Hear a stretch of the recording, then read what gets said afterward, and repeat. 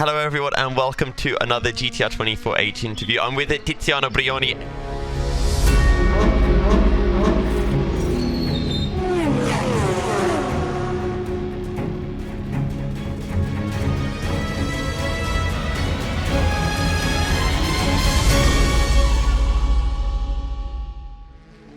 This time we're talking about the Endurance E-Racing World Championship. We're heading to round 4 of the season, and Tiziano, it looks like it's a little bit warmer in Italy this time.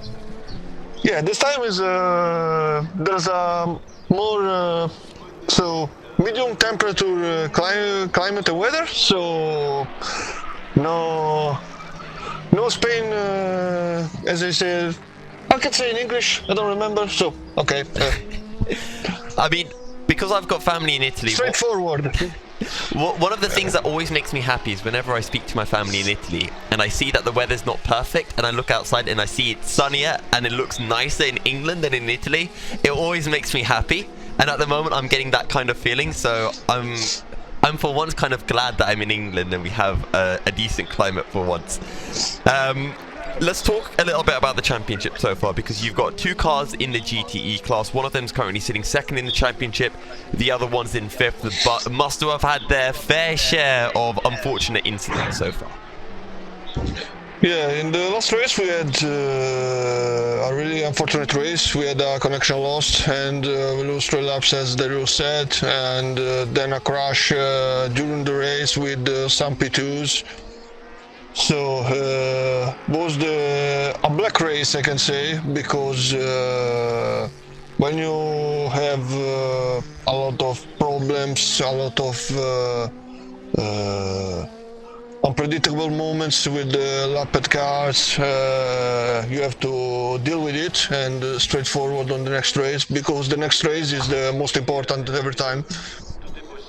And I do want to ask as well, because the results have kind of been all over the place for both teams, and the GTE class does look like one of the most competitive fields out of all of the classes. You guys are coming in as the reigning GTE champions.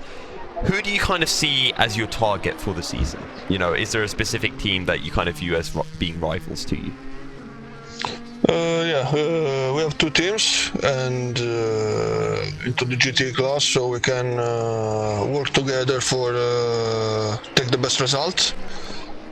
Obviously the other teams had strong crews, and we have to fight with them, and so by now the next race is in June, so we have more time to prepare it, and even if we have other engagements, we will try to arrive at the race with more preparation. And I think that the next race is Nurburgring, right? Yeah, so BMW maybe is more fit on the track. Sebring was clearly a Porsche track, so I think that we can do better work than the last race. And you bring up an important point as well, you know, the fact that some of you guys are running with different cars and you can't switch cars between races. How important do you think was that decision to go with the BMW at the start of the season? And thinking back, if you could go back, would you be picking the BMW again, or would you go for a different car? BMW is a really good car in our opinion, especially for the fuel consumption, because is more economy than the Porsche, and so we choose it for this reason, and is basically fun to drive, and even if it has problems of top speed against the Porsche. For example, in Indianapolis we had a top speed with the lower wing on 277 kilometers per hour. The Porsche could do easily 282, while the Corvette arrived more or less on 300 kilometers per hour, so you can imagine the problem on that track. but on the thirds we have a lighter car and a good compromise. So we choose we choose it for this reason. The Porsche maybe was the better car because it's so fun to drive and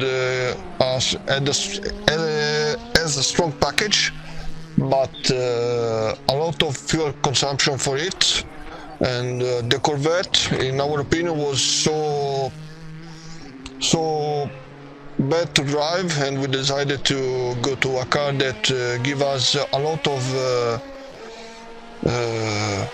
winnings in the past. We won the first CVC for the team with David on the BMW. So we decided to do this earth choice, we can say. Something that I do want to bring up is going back into the past, going back a year, back to the Sprint Series which you drove in for Musto. One of my favorite races of the Sprint Series was Nurburgring, and it probably wasn't your favorite race, but I'll always remember that bit where you were involved in an incident. You were fairly far back down the order, and you drove like an absolute madman. Your pace was astounding as you came through the field, but you're clearly fast at Nurburgring. Are we going to be seeing, you know, the red-eyed Tiziano coming through for round 4? Yeah, I hope that. I hope to be engaged in Asaro competition. I will try to qualify for that, and so probably I will not have a lot of time, but I will try to be on track for the Nurburgring because I want to help the team. And so when you have endurance races, when you have more drivers that prepare the car is better.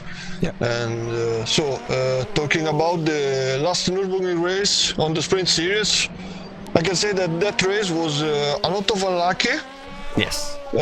Because I had the Porsche, I missed the qualifying, and when you have a Porsche and you miss the qualifying and you have in front one of the fastest car on the streets on the game, it's a problem.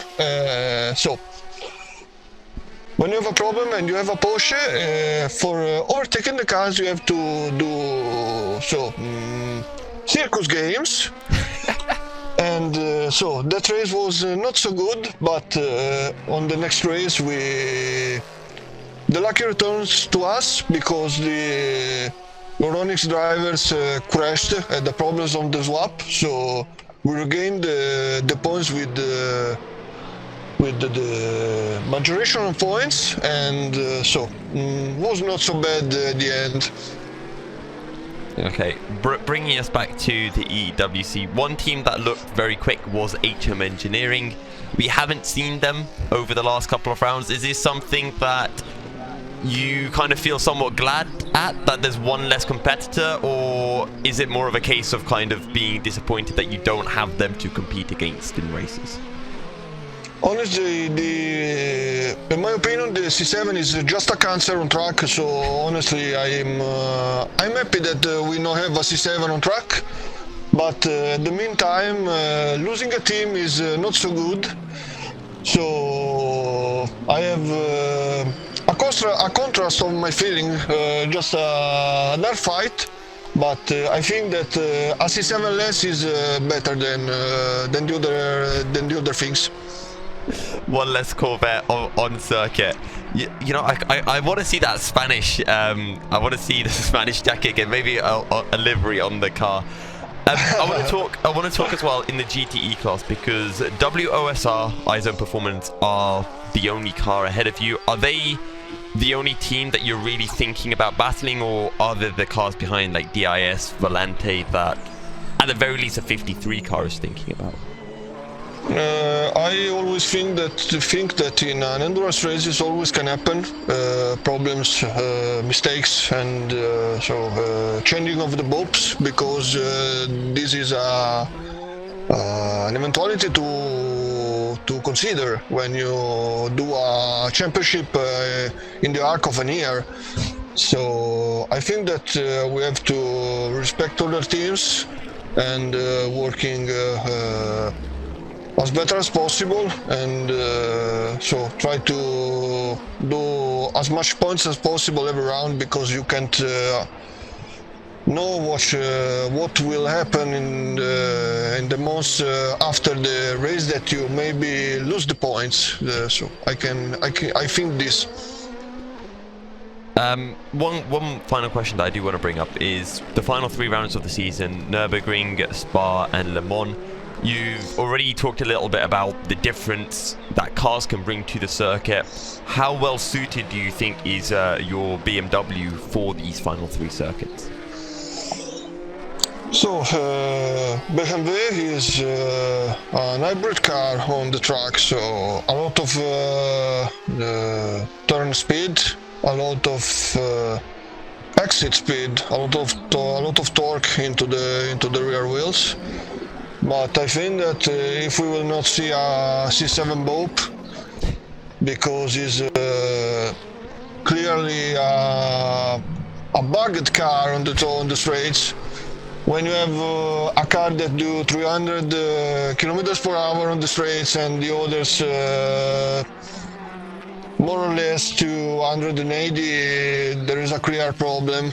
And so I think that if we will not see some adjustments, we will see a dominant Corvette if some teams want to join with that. But on the other side, we have an economy car against the Porsche, so we can maybe use that to avoid some pits on 24-hour races, and try to play with this advantage. Well, Tiziano, thanks again for joining me, and I hope for your sake we don't see any more Corvettes on circuit. But best of luck. I strong hope. But best of luck to you and the 2 teams for the rest of the EWC. Thank you. Bye bye all, and so see you soon on track.